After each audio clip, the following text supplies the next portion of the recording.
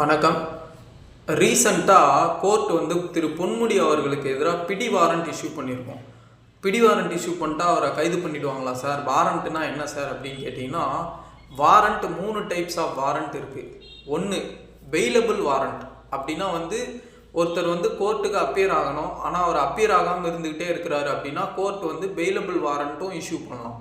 இந்த bailable warrant issue பண்ணால் police என்ன பண்ணணும்னா, அந்த அப்பியர் ஆகாத பர்சன் வீட்டுக்கு போயிட்டு நீங்கள் அப்பியர் ஆக வேண்டிய டேட்டில் அப்பியர் ஆகலை, கோர்ட் வந்து பெயிலபிள் வாரண்ட் இஷ்யூ பண்ணியிருக்குன்னு சொல்லிட்டு நீங்கள் ஷூரிட்டி வாங்குவாங்க. போலீஸ் வந்து அந்த பர்சன் கிட்ட ஷூரிட்டி வாங்குவாங்க. ஒரு அமௌண்ட்டு பெயில் பாண்டாக கட்டி நீங்கள் நெக்ஸ்ட் டைம் கோர்ட்டில் அப்பியர் ஆகணும்னு சொல்லி அவர்கிட்ட ரிட்டனில் வாக்குமூலம் வாங்கிட்டு வந்துடுவாங்க. அவங்க நெக்ஸ்ட் டைம் அப்பியர் ஆகிட்டா கோர்ட் வந்து ஏன் அப்பியர் ஆகலை அப்போன்னு சொல்லி ரீசன் கேட்டு விட்டுருவாங்க. இது பெயிலபிள் வாரண்ட். இன்னொன்று நான் பெயிலபிள் வாரண்ட். நான் பெயிலபிள் வாரண்ட்னா வந்து கோர்ட்டு சொல்கிற டேட்டுக்கு அப்பியர் ஆகணும். போலீஸ் வந்து பெயில் பாண்டெல்லாம் கொடுக்க மாட்டாங்க. அவரை பிடிச்சி தூக்கிட்டு வந்து கோர்ட்டில் ஒப்படைக்கணும். அதுதான் நான் பெயிலபிள் வாரண்ட். இப்போ திரு பொன்முடி அவர்கள் கேஸில் கோர்ட் வந்து நான் பெயிலபிள் வாரண்ட்டு தான் வந்து இஷ்யூ பண்ணியிருக்கோம். அப்படின்னா என்ன அர்த்தம்? கோர்ட்டில் என்ன ஆச்சு அப்படின்னா, அவர் ஆல்ரெடி சைவம் வைணவம் பெண்கள் பற்றின ஒரு ஸ்பீச்சு தவறாக பேசியிருக்காரு அப்படின்னு சொல்லி பிஜேபியை சேர்ந்த ஒரு பெண்மணி வந்து வழக்கு தொடுத்திருப்பாங்க.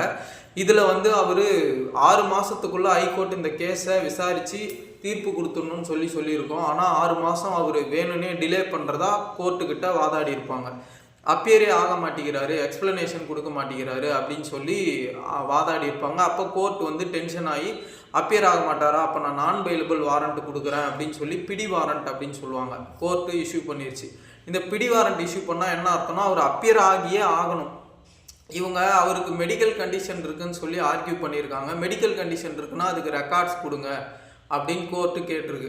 ரெக்கார்ட்ஸை கொடுக்க முடியல. அப்போ நான் பெயிலபிள் வாரண்ட் கொடுக்குறேன்னு சொல்லி கோர்ட்டு நான் பெயிலபிள் வாரண்ட்டை இஷ்யூ பண்ணிட்டாங்க. இப்போ அவர் நெக்ஸ்ட் டேட்டுக்கு அப்பியர் ஆகியே ஆகணும். அப்பியர் ஆகாததுக்கு ப்ராப்பர் ரீசனை கொடுக்கணும். அப்படி ப்ராப்பர் ரீசன் அவரால் கொடுக்க முடியல அப்படின்னா ஜெயிலுக்கு அனுப்பி விட்ருவாங்க.